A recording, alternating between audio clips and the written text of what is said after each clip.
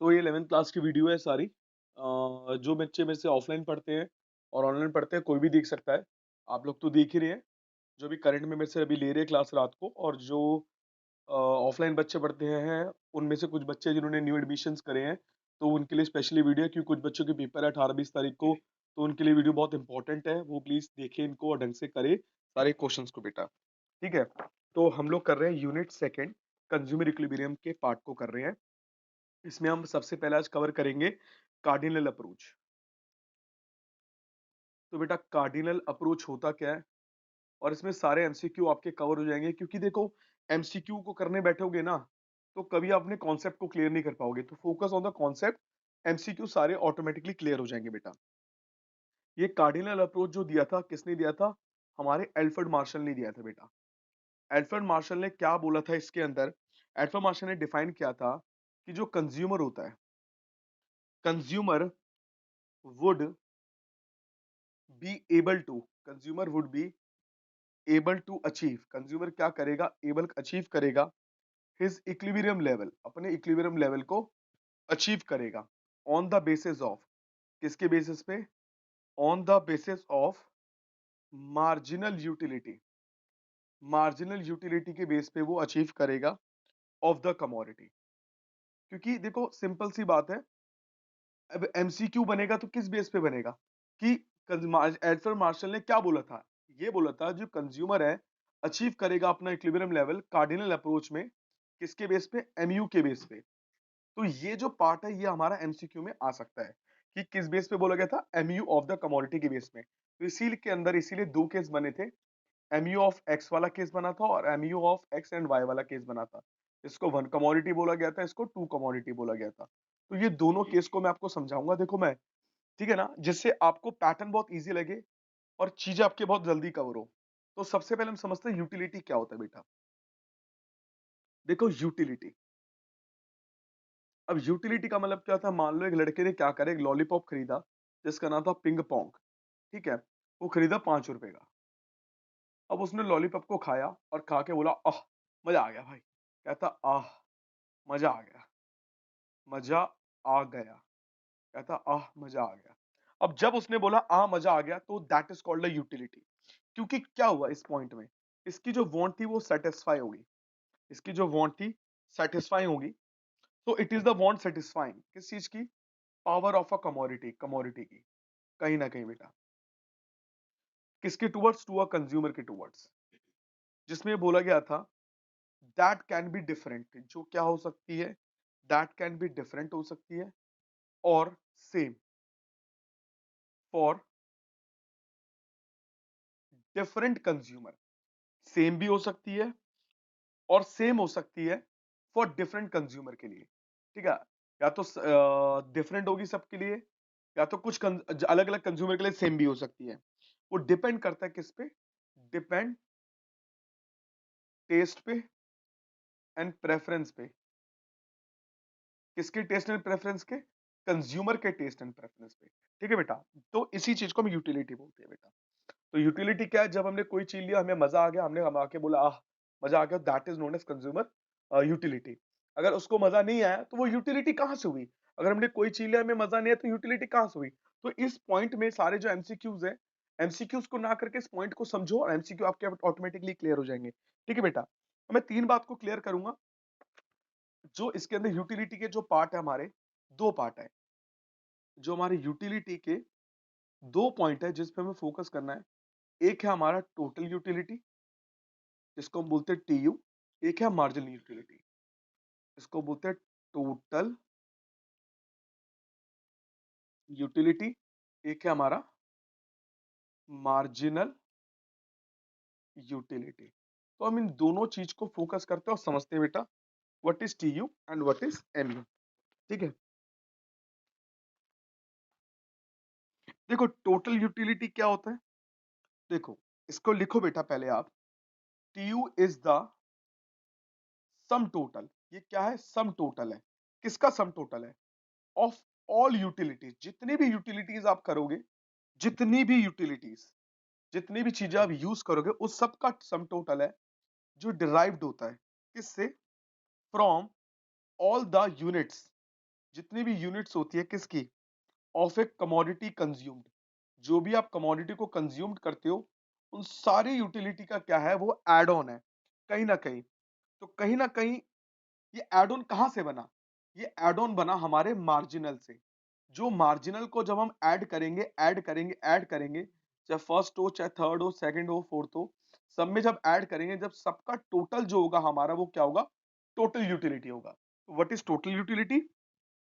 It is the sum total of the all utilities derived from the unit of commodity consumed. ठीक है बेटा, अब इस चीज को भी फोकस करते हैं कि फॉर्मूला क्या होगा टीयू का। टीयू का हमारा फॉर्मूला होगा एडिशन ऑफ एमयू। ठीक है बेटा, और एक और फॉर्मूला क्या हो सकता है टीयू का, सेम टू सेम दोनों यही है।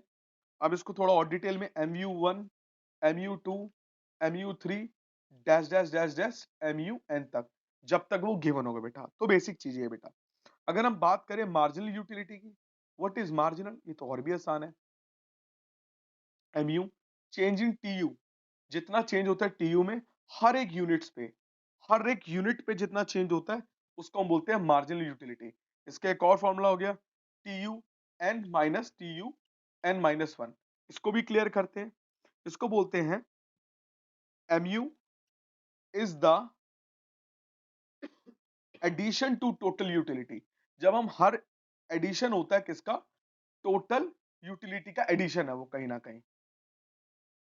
बाय कंज्यूमिंग, जब हम क्या करते हैं, जब हम कंज्यूम करते हैं and additional unit of commodity, जब हम हर एक लेवल में एडिशनल यूनिट जोड़ते हैं, वो जो एडिशनल यूनिट जोड़ते हैं ना, उसी को हम क्या बोलते हैं, मार्जिनल यूटिलिटी। अब इसको देखते हैं कैसे बेटा। देखो बेटा, मान के चलो ये कस्टमर है, ये एक लड़का है जिसका नाम है कुणाल। कुणाल बेटा बिल्कुल ध्यान से समझियो, तेरा पेपर है, तेरा पेपर भी क्लियर हो जाएगा, तेरे एग्जाम्पल समझा रहा हूँ। जो कुणाल है वो यूनिट लेता है, वो 5 यूनिट लिए उसने, 1 2 3 4 5 बेटा। ठीक है, अब उसने क्या देखा, उसने बोला कि मेरी मार्जिनल यूटिलिटी क्या है, मैं फर्स्ट यूनिट पे खाऊंगा 6 ऑरेंज, सेकंड यूनिट पे खाऊंगा मैं 4 ऑरेंज, फिर जब मेरा थोड़ा पेट भरेगा मैंने क्या करा, कम कर दिया 2, फिर मैं नहीं खाऊंगा, फिर माइनस में नेगेटिव, मेरे को खाना ही नहीं है भाई। तो ये हो गया मार्जिनल यूटिलिटी। अब टीयू क्या हो गया, ऐड ऑन करो। तो पहले क्या था, 6, 6 और 4 10, ऐड ऑन करा 12, ऐड ऑन करा 12, ऐड ऑन करा 10। तो ये जो हमारा निकला, ये निकला टोटल यूटिलिटी। तो मार्जिनल क्या हो गया, हमने हर एक यूनिट पे देखा, हर एक यूनिट पे जो होता है हमारा मार्जिनल यूटिलिटी होता है। सर आपको कैसे पता लगा ऐसे बनेगा, क्योंकि बेटा यही चीज मैं आपको समझा रहा हूँ, ये प्रैक्टिस से होगा। मैं आपको बता देता हूँ कि आपको लर्न कैसे करना है टेबल। बिना लर्न करे आपको टेबल कैसे लर्न होगा, ये ऐसे होगा बेटा। पहले आपको शेप्स को, स्लोप्स को ध्यान रखना पड़ेगा। एमसीक्यूज में बहुत इंपॉर्टेंट होता है। आपको एक चीज ध्यान रखनी पड़ेगी, जो टीयू की जो शेप होती है उस पे फोकस करना पड़ेगा। जो टीयू होता है हमारा वो ऐसे होता है बेटा, एक मिनट को बेटा, ये हो जाएगा क्वांटिटी, ये हो जाएगा क्वांटिटी, ये हो जाएगा प्राइस, ये हो जाएगा प्राइस। टीयू जो होता है हमारा ऐसे होता है, इंक्रीज होता है डिक्रीजिंग रेट से, नेगेटिव नहीं जाता, डिक्रीज होता है। ये जो मैक्सिमम पॉइंट है इसको आप नीचे कर लोगे, ये हो जाएगा Q1, ये हो जाएगा Q1। फिर हमने देखा कि इंक्रीज हो रहा है, जो TU है वो क्या हो रहा है, इंक्रीज हो रहा है। कौन से रेट से, डिक्रीजिंग रेट से। हमें डिक्रीजिंग पे फोकस करना है, और MU में कोई रेट नहीं होता, इसको डिक्रीज कर देना है। तो MU खाली डिक्रीज हो रहा है, डिक्रीज हो रहा है, डिक्रीज हो रहा है, और एंड में नेगेटिव चले गया। तो MU क्या हो गया, ये मान लो 6, ये मान लो 4, ये मान लो 2, ये मान लो 0, फिर नीचे -2। इसीलिए मैंने क्या करा, मेरे को शेप्स के बारे में पता था, इसीलिए मैंने डायरेक्टली शेप्स को लिख दिया बेटा। अगर मुझे नहीं पता होता शेप्स के बारे में, नहीं लिख पाता। सर आपको कैसे पता होगा, आप जब प्रैक्टिस करते रहोगे तो आपको पता लग जाएगा। ठीक है बेटा, तो इस हिसाब से मैंने डायग्राम को बनाया, फिर इनको ऐड ऑन कर दिया, ऊपर वाला टीयू बन गया। तो सर इस पे कोई क्वेश्चन है? हाँ बेटा बिल्कुल क्वेश्चन है। अब मैं एक क्वेश्चन कराऊंगा जिसमें रिलेशनशिप बताऊंगा किसके बीच में, एमयू और टीयू के बीच में। हम उसको पूरा डीप में करेंगे, फिर हमारा ये बिल्कुल क्लियर हो जाएगा बेटा। देखो बेटा, explain the relationship between TU and MU. तो सबसे पहले टीयू की डिफाइन करोगे, फिर आप एमयू को डिफाइन करोगे फॉर्मूला लिख के, फिर आप टेबल बनाओगे।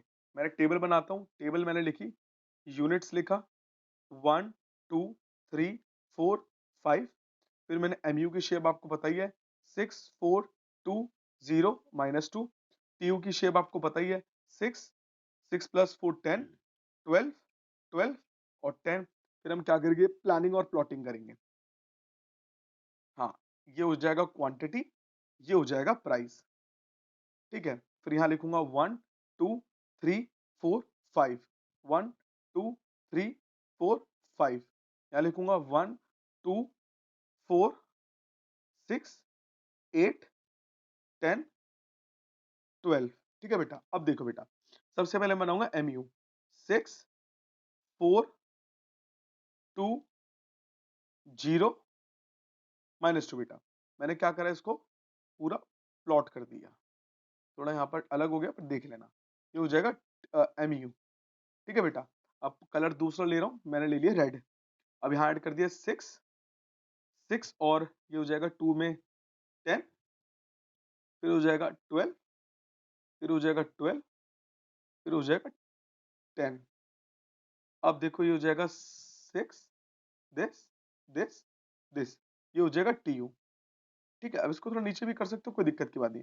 देखो मैक्सिमम दोनों 12 है, तो बच्चे बोलेंगे सर देखो मैक्सिमम तभी माना जाता है जब मान लो एक बंदा चढ़ाई में खड़ा है और जब वो उसको पता है कि मैं यहाँ से कूदूंगा बच नहीं पाऊंगा, वो एक डेड एंड पॉइंट है, तो हमें डेड एंड पॉइंट हमारा 0 है, तो इसीलिए मैंने क्या देखा, ये बिल्कुल हमारा 0 पे गया, डेड एंड पॉइंट है हमारा, ये डेड एंड पॉइंट है, इसीलिए हमने इसको 0 करा बेटा। ठीक है, तो ये हो जाएगा, इस पॉइंट को क्या बोलते हैं, इस पॉइंट को बोलते हैं, इस वाले 0 को, जहां हमारा 4 पॉइंट हमारा Q1 है, इस पॉइंट को हम ग्रीन पेन से लिखते हैं। बिल्कुल बच्चों ध्यान रखना, इसको बोलते हैं पॉइंट ऑफ सैचुरेशन, इसको बोलते हैं पॉइंट ऑफ सैचुरेशन, या फिर बोलते हैं point of safety, point of safety बोलते हैं जब हमारा 0 लेवल पे होता है। ठीक है बेटा, अब इसमें देखना एक्सप्लेनेशन लिखते हैं, बिटवीन 0 टू Q1 TU क्या है हमारा, TU इंक्रीजिंग हो रहा है कौन से रेट से, डिक्रीजिंग रेट से, जिसकी वजह से MU क्या हो रहा है, डिक्रीज हो रहा है, बट वो पॉजिटिव है। एट Q1 पे क्या हो रहा है, TU क्या है, मैक्सिमम है, बट कहां पर मैक्सिमम है, अपने कांस्टेंट पर, जिसकी वजह से क्या हो रहा है, MU क्या है, 0 है। उसके बाद क्या हो रहा है, उसके बाद बियॉन्ड Q1 TU क्या है, TU है फॉलिंग, फॉलिंग एंड फॉलिंग, क्योंकि यहां देखो 0 के बाद वो डिक्रीज हो रहा है। ठीक है, फॉलिंग एंड फॉलिंग, तो MU क्या है, Q1 के बाद MU इज नेगेटिव, MU क्या है मेरा, नेगेटिव है, चेक कर सकते हो। ये मेरी एक्सप्लेनेशन है।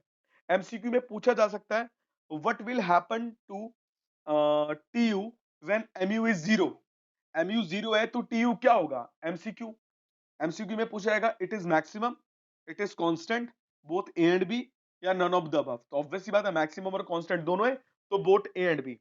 When TU is maximum in is constant, so what we called MU is 0, another name saturation point, safety point, या बोथ ए एंड बी। तो इस तरीके से आपके MCQ कवर हो जाएंगे। तो मैं फिर भी लिख देता हूं बेटा, बिटवीन 0 टू Q1 में क्या होता है, एट Q1 में क्या होता है, और बियॉन्ड में क्या होता है बेटा।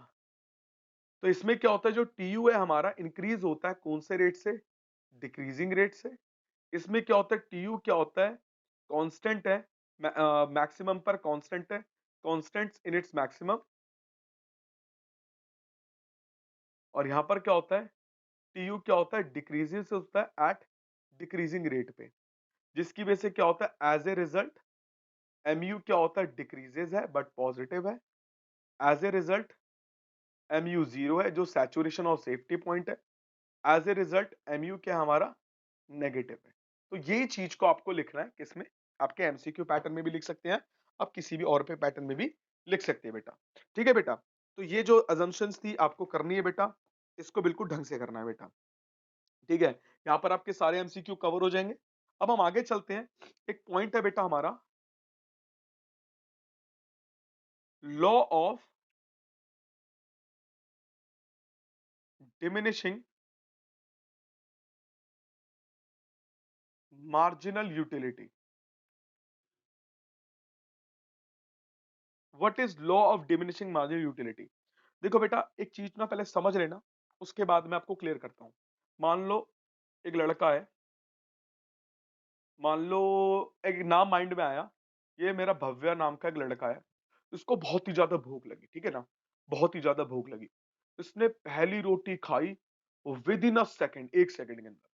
फिर भूख लगी, इसने दूसरी रोटी खाई 2 सेकंड के अंदर। फिर भूख थोड़ी शांत हुई, थोड़ा टाइम लगा के खाया। फिर थोड़ी भूख शांत हुई, फिर टाइम लगा के खाया। फिर थोड़ी भूख शांत हुई, टाइम लगा के खाया। अब इसका पेट बिल्कुल, स्टमक बिल्कुल फुल हो चुका है। छठी रोटी खाने में इसने कम से कम 10 मिनट लगा दिए। ऐसा क्यों? 7वीं रोटी कहता है बस मैं और नहीं खाऊँगा। तो इसका हुआ क्या? इसका कंजम्पशन लेवल क्या हो चुका है? डिक्रीज़ हो चुका है। क्यों डिक्रीज़ हो चुका है? क्योंकि इसका सैटिस्फैक्शन लेवल बढ़ चुका है। तो जब एक इंसान कोई चीज़ को कंज़्यूम ज़्यादा कर लेता है, क्यों कर लेता है? ऑब्वियस सी बात है, कंजम्पशन लेवल उसका एक टाइम पे कम हो जाएगा, फिर ज़्यादा कर लेगा कंज़्यूम, तो उसका जब संतुष्टि हो जाएगी, सैटिस्फैक्शन लेवल हाई लेवल पे पहुँच जाएगा, तो उसके बाद वो और कंज़्यूम नहीं करेगा। तो उसी चीज़ को हम बोलते हैं law of diminishing marginal utility. तो अब इसको बिल्कुल लिख सकते हैं, कहते हैं this the law states that as more and more units of a commodity are consumed, more and more unit of commodity क्या होते हैं? कंज्यूम्ड होते हैं। तो मार्जिनल यूटिलिटी क्या होती है? इसमें derived from each successive unit, her successive unit पे होती है, और जो होती है गोज ऑन फॉलिंग, तो क्या होती है? एक टाइम में गिरती ही रहती है। सिंपल सी बात है बेटा, इस चीज को समझना। अगर मैं बोलूं, एक इंसान क्या करता है? कंज्यूम करता है additional units of commodity, the extra utility derived एक टाइम में क्या हो जाएगा? वो डिक्रीज होता रहेगा। क्यों डिक्रीज होगा? सिंपल सी बात है, एक सिंपल सी बात है यार। एक बात बोलूं तो, जैसे मान को एक एग्जांपल मैंने जैसे लिया, रोटी का एग्जांपल है। एक बहुत भूखा आदमी है, भूखा हंगरी मैन है, ठीक है, उसको खाना चाहिए। तो जो फर्स्ट चपाती खाएगा ना, जो फर्स्ट चपाती होगी, वो जो फर्स्ट रोटी खाएगा, वो 1 सेकंड में खा लेगा, और सबसे ज्यादा सेटिस्फाइड, मैक्सिमम सेटिस्फैक्शन उसको कब मिलेगा? फर्स्ट चपाती में मिलेगा, क्योंकि तब उसको भूख लगी थी, ठीक है। 100 यूटिल्स, क्योंकि कहीं ना कहीं उसकी जितनी सारी भूख थी वो फर्स्ट चपाती में निकाल देगा, और धीरे धीरे क्या होगा? वो सेटिस्फाइड होता रहेगा, सेटिस्फैक्शन लेवल बिल्कुल खत्म हो जाएगा। कंजम्पशन जैसे बढ़ा रहे हैं, सेटिस्फैक्शन लेवल भी क्या हो रहा है? हाई चले गया। फिर उसके बाद बोलेगा बस भाई, अब मैं सेटिस्फाइड हो चुका हूं, अब मुझे नहीं खाना, भाई मेरी कंजम्पशन खत्म कर, अब मैं खा ही नहीं सकता। तो यही चीज है जिसको मैं आपको समझा रहा था। तो एक साइकोलॉजिकल लॉ है, एक ह्यूमन नेचर है, टेंडेंसी है, कि जो कहीं ना कहीं इस चीज को दर्शाता है कि टाइम टाइम के हिसाब से जो कंजम्पशन होती है इंसान की, कम होती रहती है, जब वो सेटिस्फाइड बिल्कुल ही हाई हो जाता है। इसी लॉ को हम बोलते हैं law of diminishing marginal utility. समझ आ गया बेटा? ठीक है बेटा, आगे चलते हैं बेटा। आगे हम चलेंगे consumer equilibrium in case of single commodity.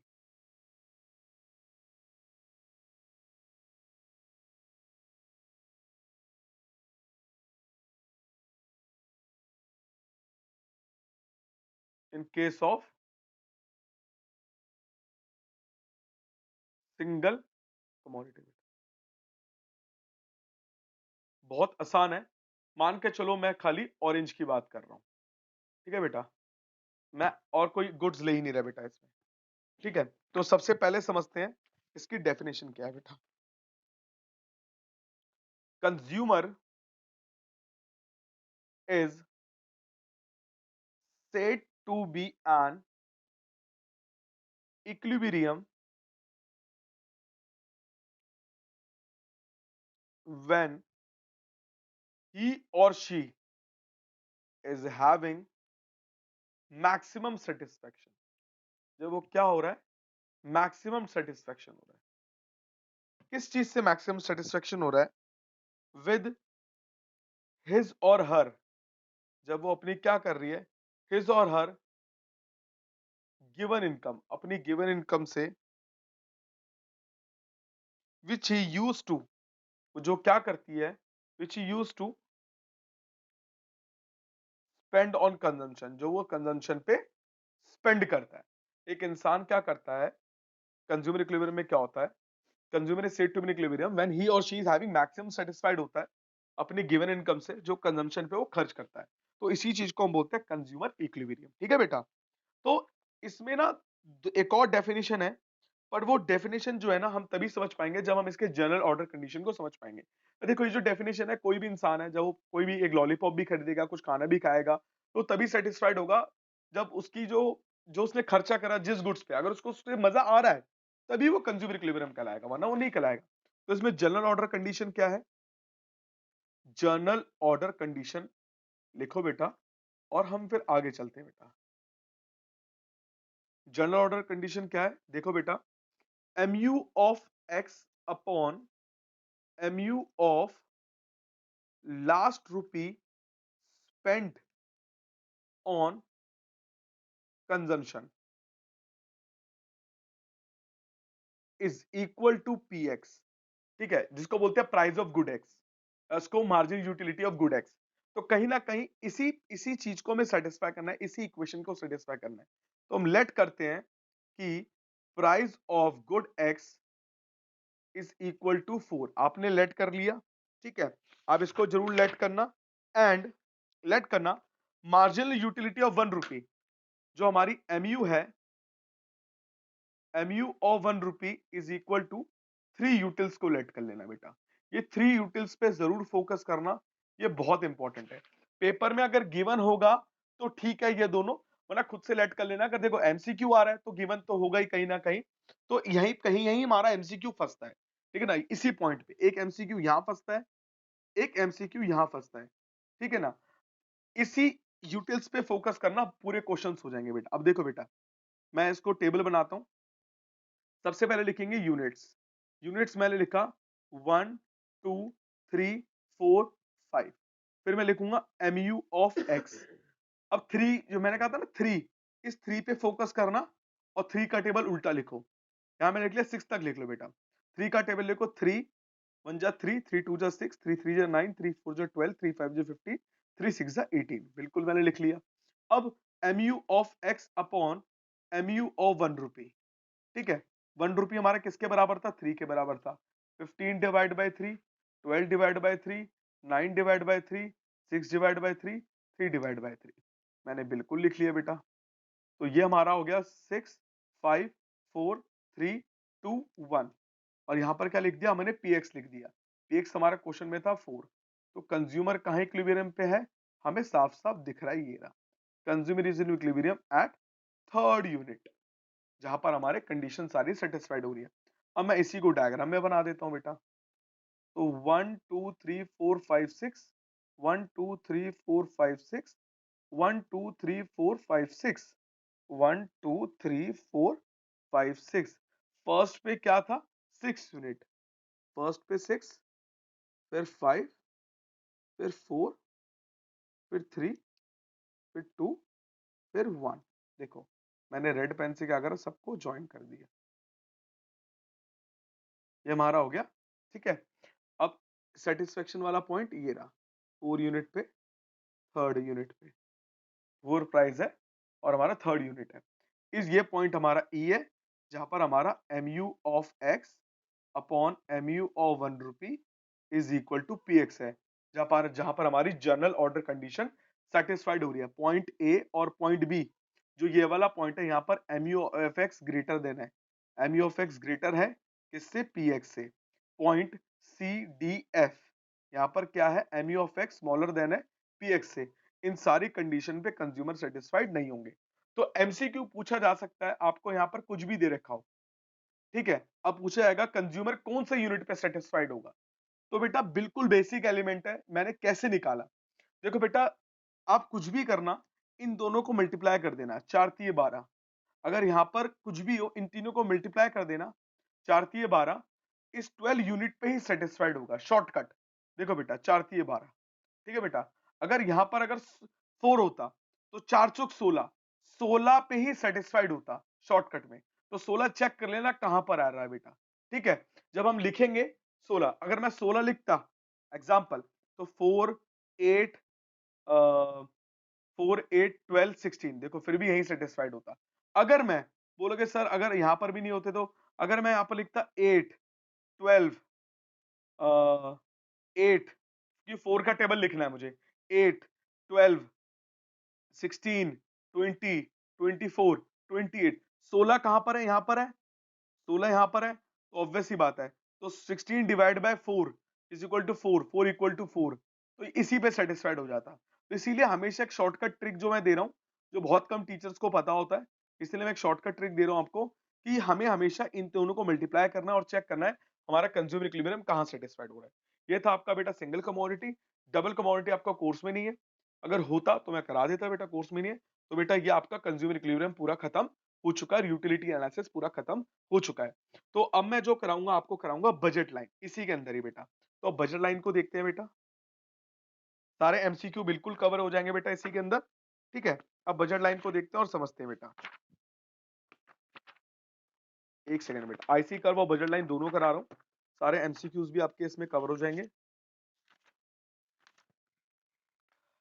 देखो बेटा कार्डिनल अप्रोच मैंने करा दिया था जो एल्फ्रेड मार्शल ने लिखा था अब हम बात करते हैं बजट लाइन और आईसी कर्व की what is IC curve IC curve जो था हमारा ऑर्डिनल अप्रोच है ऑर्डिनल जो अप्रोच है हमारा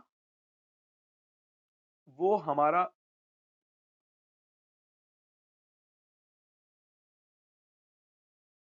ठीक है बेटा वो हमारा लिखा था जे आर हिक्स ने लिखा था तो इसमें क्या बताया गया है बेटा देखो बेटा सिंपल सी बात है आईसी कर्व के बारे में डिफाइन करें तो सबसे पहले मैं कर्व को बना देता हूं मैंने इस कर्व को बनाया मैंने इस कर्व को बना के मुझे अच्छा लगा क्योंकि बहुत जल्दी इजी तरीके से हम फिर समझा पाएंगे ठीक है ये हमारा हो गया गुड एक्स ये हमारा हो गया गुड वाई इसकी शेप होती है ऐसी शेप का नाम है कॉन्वेक्स कॉन्वेक्स टू ओरिजिन तो शेप को बनाने से पहले एक चीज समझते हैं ग्रीन पेन से बना रहा हूं हमने y को मैक्सिमम लिया है x को कम लिया है जब हम x को कम ले रहे हैं तो y को मैक्सिमम ले रहे हैं तो कर क्या रहे हैं जब हम x को ज्यादा ले रहे हैं y को कम कर रहे हैं जब हम y को कम ले रहे हैं x को ज्यादा कर रहे हैं तो इसी के कॉम्बिनेशन को समझने के लिए हम क्या करेंगे एक टेबल बनाएंगे मैं लिखूंगा combination a b c d e फिर लिखूंगा गुड एक्स क्या है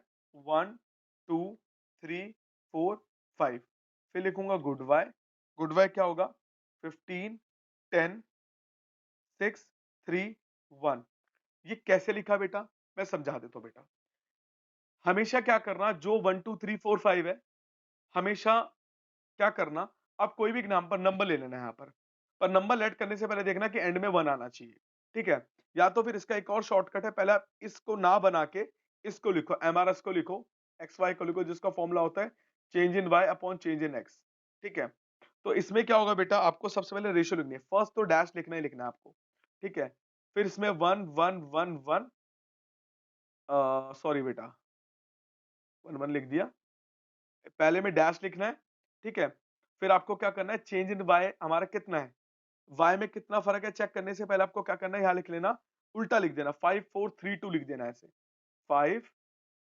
4 3 2 अब देखो बेटा यहां पर आपने एक नंबर ले लिया खुद से नंबर ले लिया 10 ठीक है 10 में से 5 गया 15 में से 5 गया 10 10 में से 4 गया 6 6 में से 3 गया 3 3 में से 2 गया 1 या तो आप इस तरीके से टेबल को लर्न कर लो या फिर इस तरीके से ना भी लर्न हो रहा है आपको तो भी कोई दिक्कत की बात नहीं है बेटा मैं आपको दूसरे तरीके से लर्न कराऊंगा आपको क्या करना है सबसे पहले गुड एक्स आपने ले लिया 1 2 3 4 गुड वाई को लेट कर लो 15 फिर गैप लो 5 का जब आप सेकंड यूनिट गुड एक्स का ले रहे हो तो इसका गैप लो 5 का क्योंकि आखिरी में 1 तभी आएगा पहले 5 का गैप लिया क्योंकि डिक्रीज हो रहा है 5 से डिक्रीज हो रहा है 5 के नीचे डिक्रीज कौन सा होता है 4 होता है फिर 4 का गैप लो 4 के नीचे कौन सा डिक्रीज होता है 3 होता है फिर 3 का गैप लो फिर कितने का डिक्रीज होता है 2 का डिक्रीज होता है 5 का डिक्रीज 4 का डिक्रीज 3 का डिक्रीज 2 का डिक्रीज ऐसे करके डिक्रीज करते रहो ठीक है बेटा तो अब हम क्या करेंगे इन दोनों में गैप कितना 5 का इन दोनों में गैप कितना है 1 का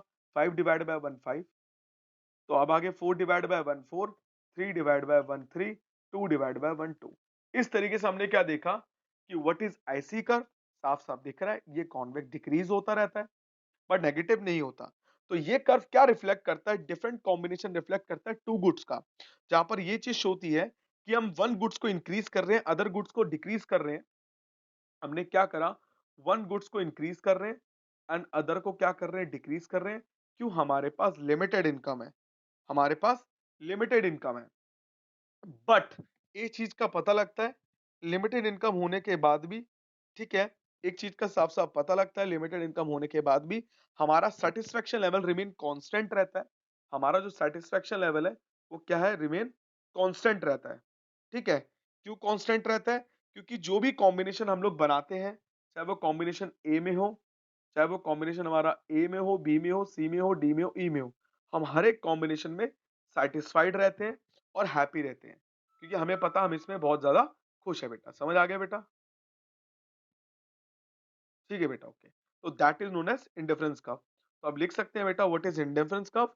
this curve reflect the different combination of two goods in which if unit of consumption of one good increases then other would will decrease because of limited income of the consumer, but at each combination satisfaction level remain constant। satisfaction जो level होता है हमारा remain क्या रहता है, constant रहता है बेटा। ठीक है, अब मैं इसके बारे में बताऊंगा प्रॉपर्टीज ऑफ आईसी कर्व।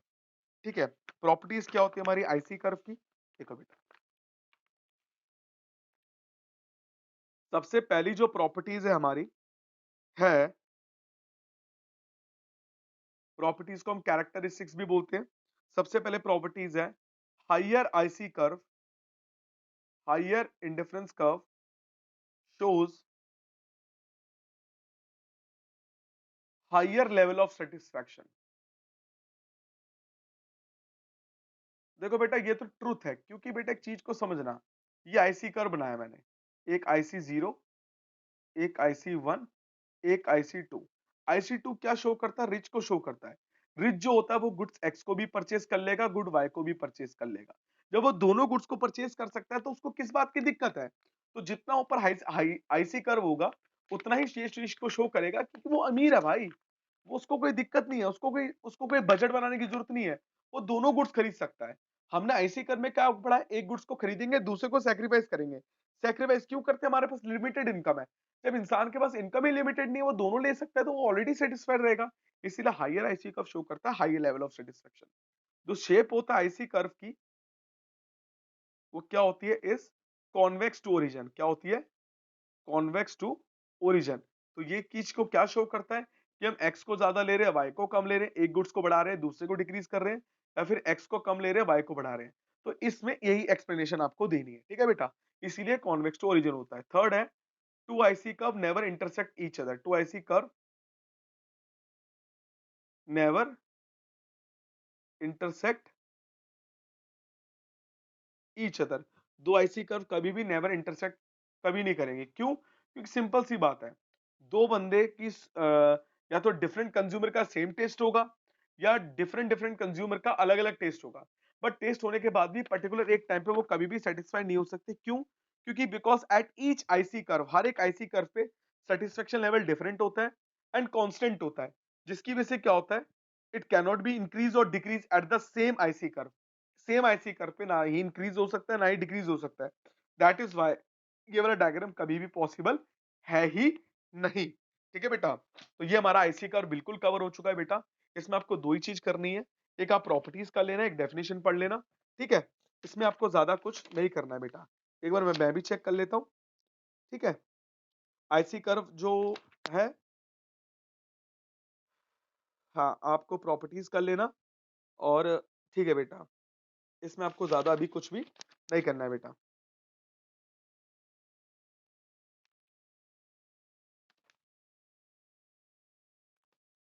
अब मैं आपको कराऊंगा बजट लाइन बेटा।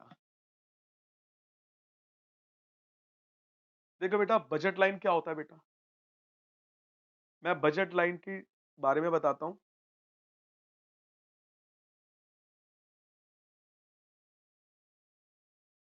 देखो बेटा, दिस लाइन रिप्रेजेंट, ये जो लाइन होती है, this line represent the consumption of two goods.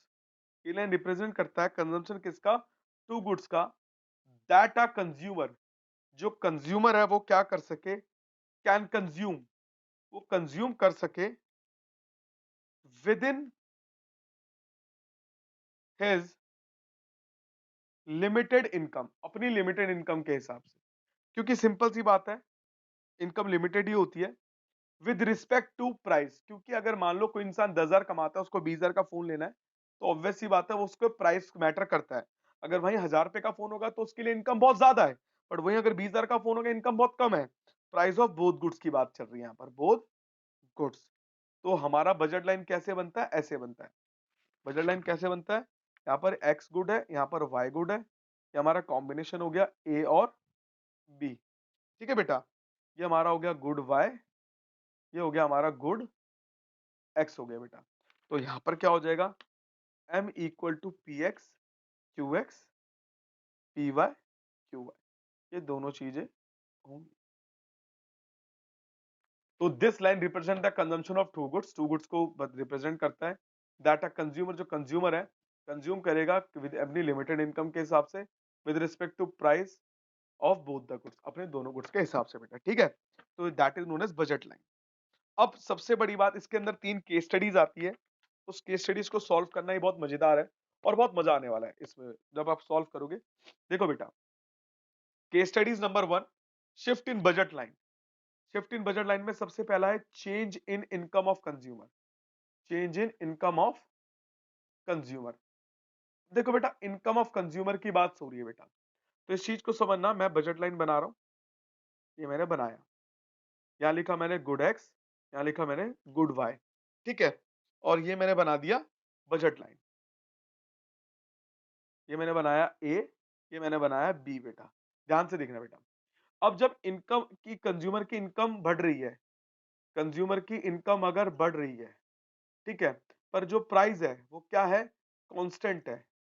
Price constant है, कौन से, बोथ गुड्स के, बोथ गुड्स के प्राइस कांस्टेंट है, कंज्यूमर की इनकम बढ़ रही है, तो मेरा बजट लाइन राइटवर्ड शिफ्ट हो जाएगा। ब्लैक पेन से कर रहा हूं, मेरा बजट लाइन राइटवर्ड शिफ्ट हो जाएगा, क्योंकि ऑब्वियस सी बात है प्राइस तो कांस्टेंट ही है, प्राइस का कोई मैटर ही नहीं करता। तो बोथ साइड क्या होगा, प्राइस कांस्टेंट है दोनों साइड्स के, एक्स के भी और वाई के भी। ठीक है, बोथ साइड ले लो या बोथ गुड्स ले लो बेटा, दोनों गुड्स के प्राइस कांस्टेंट है, तो सिंपल सी बात है बेटा, तो budget line rightward shift shift हो जाएगा, क्योंकि इनकम बढ़ रही है और प्राइस कांस्टेंट है। जो चीज 10,000 की थी आज भी 10,000 की है, मेरी इनकम 10,000 से 50,000 हो गई है, तो ऑब्वियस सी बात है, तो मेरा राइटवर्ड शिफ्ट आएगा। अगर जो चीज 10,000 की थी, जो चीज 10,000 की थी, अगर वो मेरी आज मेरी इनकम तब थी 10,000, तो मैं ले लेता था। आज वही गुड्स 10,000 का है, मेरी इनकम 50,000 हो गई है, तो ठीक है, मेरा बजट लाइन राइटवर्ड शिफ्ट हो गया। बट वो गुड्स फिर से 50,000 का हो गया, तो मेरा बजट लाइन शिफ्ट जा ही नहीं सकता, कि जो चीज 10,000 की थी, मेरी इनकम 10,000 थी, तो मेरा बजट लाइन ए बी था। ठीक है, अब वो गुड्स भी महंगा हो गया है, दोनों गुड्स महंगे हो गए और मेरी इनकम भी बढ़ चुकी है, तो कहीं ना कहीं मैं दोबारा वहीं रहूंगा, क्योंकि कहीं ना कहीं इस चीज को दर्शाता है। बट नहीं, इसमें इस केस में क्या है, हमारा जो बजट लाइन है वो राइटवर्ड क्यों शिफ्ट हुआ, कि price of both the goods दोनों बिल्कुल सेम है बेटा। अब रेड पेन से मैं दिखा रहा हूं, अब इनकम मेरी डिक्रीज हो गई है और प्राइस फिर से कांस्टेंट है, तो मेरा बजट लाइन लेफ्टवर्ड शिफ्ट हो जाएगा। इसको बोलते हैं A2 और B2। समझ आ गया बेटा, ये था हमारा फर्स्ट केस, ये था हमारा decrease in income, decrease in income पे। और राइट वाला कौन सा है, इंक्रीज इन इनकम पे बेटा। ये आपको समझ आ गया, समझ आ गया तो फिर आगे चलते हैं, देखना बेटा। ठीक है, नेक्स्ट पेज पे चलते हैं। नेक्स्ट पेज क्या शो करता है हमारा, नेक्स्ट पेज ये बताता है कि, अब ये थोड़ा इंटरेस्टिंग फैक्ट है, इसको समझते हैं। ये हमारा गुड एक्स है और ये हमारा गुड वाई है बेटा। ये जो चीज दर्शा रहा है ये हमारा ए बी बजट लाइन है बेटा। अब इस केस में क्या है, इनकम हमारी कांस्टेंट है, ठीक है, प्राइस ऑफ गुड एक्स एक बार इंक्रीज हो रहा है, but price of good Y दोनों केस में कांस्टेंट है, दोनों केस में कांस्टेंट है जमुना। सबसे पहला case, price of good X बढ़ रहा है, किसी भी गुड्स के दाम अगर बढ़ते हैं तो मैं क्यों खरीदूंगा, मैं उसको नहीं खरीदूंगा। एक्स बढ़ रहा है, तो ऑब्वियस सी बात है मेरा बजट लाइन ऐसे शिफ्ट हो जाएगा B1 की तरफ, लेफ्टवर्ड चले आएगा, क्योंकि क्या हो रहा है, प्राइस बढ़ रहा है। वही रेड पेन की बात करते हैं, अगर प्राइस ऑफ गुड एक्स अगर गिर रहा होता, तो ऑब्वियस सी बात है मैं उसको ज्यादा खरीदता, B2 की तरफ शिफ्ट हो जाता। समझ आ गया बेटा। दो केस है, फर्स्ट केस ये रहा, सेकंड केस ये रहा। ठीक है, ये राइट वर्ड कब हुआ? जब प्राइस क्या हुआ? गुड एक्स का डिक्रीज हो गया। और ये वाला कब हुआ? जब प्राइस गुड एक्स का क्या हो गया? इंक्रीज हो गया। ये दोनों केस मैंने बना दिया आपको। ठीक है, अब आ जाओ थर्ड केस स्टडीज पे, जो बड़ी मोस्ट इंपॉर्टेंट है बेटा। इसको भी समझ लेते हैं बेटा। एक हमारा गुड एक्स है, एक हमारा गुड वाई है बेटा। ये हो गया हमारा ए, ये हो गया हमारा बी बेटा। अब इसको समझते हैं बेटा। मान लो जो प्राइस है वो क्या है हमारा? प्राइस फिर से क्या है? गुड एक्स का कांस्टेंट है दोनों केस में बेटा। इनकम जो है हमारी वो क्या है? इनकम भी हमारी कांस्टेंट है दोनों केस में बेटा। प्राइस भी कांस्टेंट है और हमारी इनकम भी कांस्टेंट है दोनों केस में। प्राइस भी कांस्टेंट है और इनकम भी कांस्टेंट है हमारी दोनों केस में। अब आगे हम समझते हैं बेटा इस चीज को। Price constant, income constant, but price of good Y सबसे पहले क्या हो रहा है? इंक्रीज हो रहा है। Price of good Y increase हो रहा है। हम क्या करेंगे? एक्स तो कांस्टेंट है वो ऐसे ही रहेगा, तो हमारा ए वन की तरफ शिफ्ट हो जाएगा, क्योंकि प्राइस बढ़ रहा है तो डिक्रीज हो जाएगा। अब रेड पेन से, ठीक है, अब प्राइस ऑफ गुड वाई जो है हमारा वो क्या हो रहा है? डिक्रीज हो रहा है। ऑब्वियस सी बात है, कोई चीज डिक्रीज हो रही है हम उसकी डिमांड को बढ़ा देंगे, ये ए टू की तरफ शिफ्ट हो जाएगा। तो इस तरीके से ये वाला जो शिफ्ट हुआ, ये क्यों हुआ? क्योंकि क्या हो गया? प्राइस है गुड बाय का वो क्या हो रहा है? डिक्रीज हो रहा है, तो हमने डिमांड ज्यादा कर दी। ये वाला क्या हो रहा है? इंक्रीज हो रहा है, इसलिए हमने डिमांड घटा दी। तो ये दो केस हमने इस तरीके से करे बेटा। समझ आ गया बेटा? कोई डाउट है? ये हमने इस तरीके से कर लिए। अब हम आगे चलते हैं, जो आज का लास्ट क्वेश्चन है इसी टॉपिक के ऊपर, और ये हमारा पूरा चैप्टर खत्म हो जाएगा। ठीक है, 2 मिनट का टॉपिक है कि consumer equilibrium through ordinal and cardinal approach किस तरीके से होता है बेटा। इस चीज को समझ लेते हैं और फिर चैप्टर को वाइंड अप करते हैं बेटा। सिर्फ एक पॉइंट को समझना है, ये एक बजट लाइन है, ये ए और बी है, एमसीक्यू में पूछा जा सकता है, इसीलिए मैं करा रहा हूं। ये हमारा क्या है? ये हमारा आईसी कर्व है। देखो बेटा, इसी पॉइंट को समझाता हूं। ये जो ई पॉइंट है, इस पॉइंट पे जो मार्क हो रहा है, इस पॉइंट पे जो हमारा एक्सो यूनिट ऑफ गुड एक्स है, और इस पॉइंट पे वायु यूनिट ऑफ गुड वाई है। ठीक है, ये पॉइंट क्या दर्शाता है?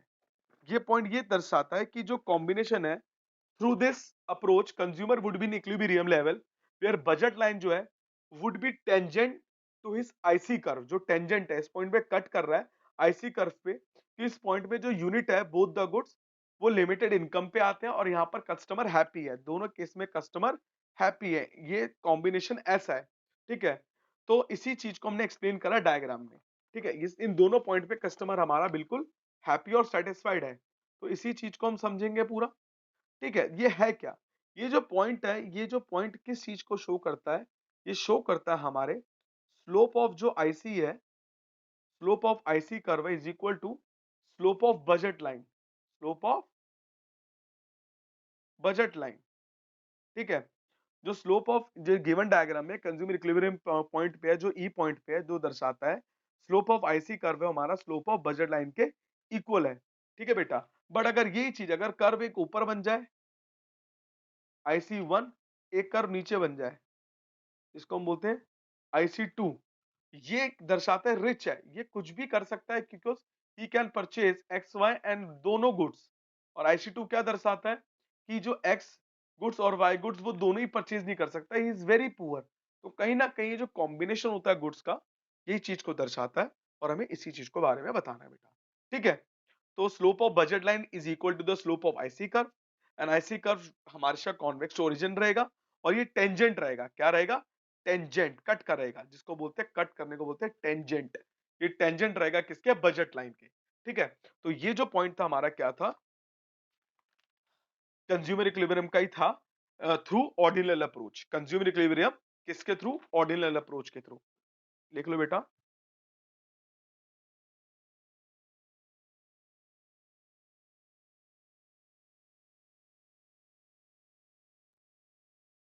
ऑर्डिनल अप्रोच के थ्रू। ठीक है बेटा, अब एक और बात बता देता हूं बेटा आपको, कुछ पॉइंट्स थे जो मैं बता देता हूं आपको।